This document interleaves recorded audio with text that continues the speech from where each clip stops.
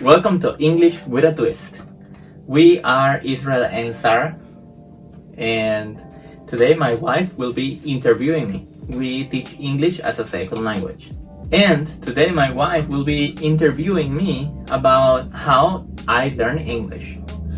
When did you start learning English? When I was 16 years old, I remember that I was in a situation. I was in a company.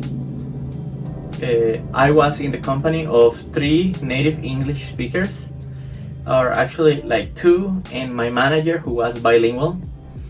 And they were maybe having a conversation, saying funny things and laughing out loud, and I was serious. Oh my goodness. I didn't like their jokes at all. No, I actually didn't understand them because they were English. And so I told myself, I definitely want to start learning.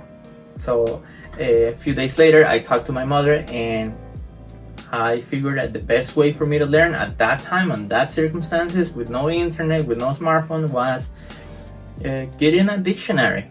And I asked my mom if she could do that for me, and she said yes. So she brought the dictionary, and I started reading every single night after my long days. I was very tired, and I would open the dictionary, learning some words and trying to pronounce them as best as I could, and until I fell asleep every night. That's how I started learning. And you were how old? I was only 16 years old.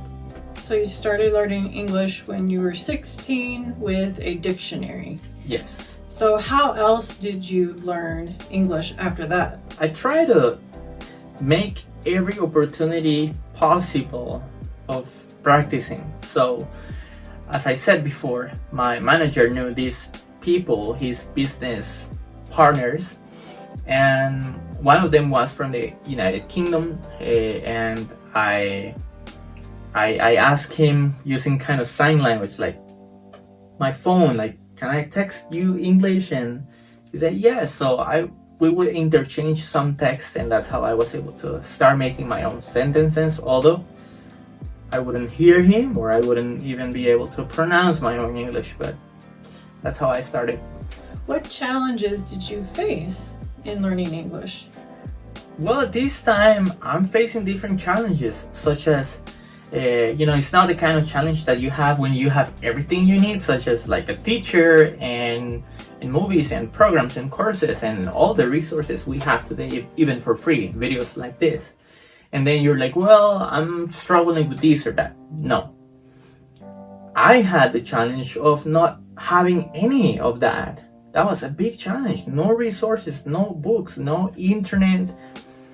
I didn't have the data plan that I wanted, or I could barely send few texts a day, and that was so financially it was very, very difficult. And I didn't have the time to go to a school, or I didn't ask my mom to buy 5 books to learn English because probably I knew that it was difficult for her. So I basically was struggling with time, with opportunities to speak English with other people, with not having access to courses or in-person lessons. How did you overcome those challenges? Okay, so those challenges were overcome when one student of my classes, I was tutoring, I was teaching, I was a mentor of the sport that I was practicing in those days. And one of my students was trilingual. He spoke German, English, and Spanish, and I asked him if we could talk in English sometimes. And by repeating that a few occasions, I was able to have my first 5-minute conversations without Spanish, and I was so thrilled and excited that even though it was so choppy, I was able to speak only English for 5 minutes for the first time in my life when I was 17 years old. I remember it like if it was today. So what impact did learning the culture have in your English journey? Oh, absolutely. That's a great question.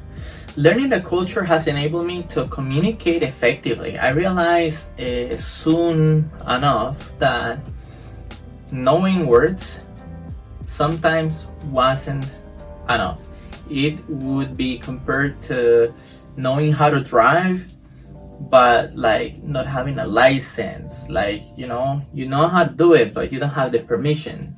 So sometimes learning the words was good for many situations, but with the culture, there is situations where you don't say things that you do say in the culture that you're from, or there are questions that you ask that you don't supposed to ask in the culture that you're learning or that you're interacting with. So by learning the culture, I was able to come across more accurately and being understood.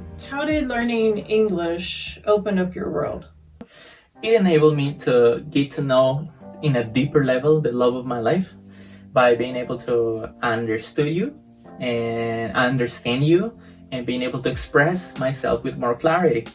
And beyond the how are you, being able to say, hey, I really would like us to do this or that, and learning different emotions make me feel very understood. Also, it gave me opportunity to make business in different parts of the world online with people that only spoke English or came from different countries like Turkey, Japan, etc. And it has enabled me to have many rich cultural and even entertaining situations, like watching shows that were only available in English. You were able to see that Israel has had quite the journey in learning English, and I'm sure he would agree that learning any language is a lifelong endeavor. There will be challenges and obstacles that come along the way, but with passion and patience and endurance, you can get over the hump. You can overcome those plateaus. So there's an English idiom that I threw into the sentence there. Have you ever heard of this idiom before? Get over the hump. What does that mean?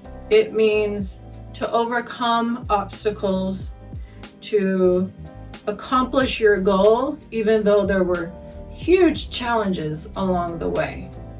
So getting over the hump is just getting past that obstacle. So have you ever heard of this English idiom before?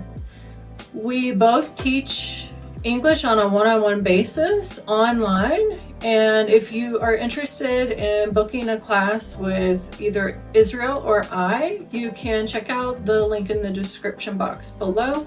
We would be happy to help you on your journey in learning English in a fun and effective way.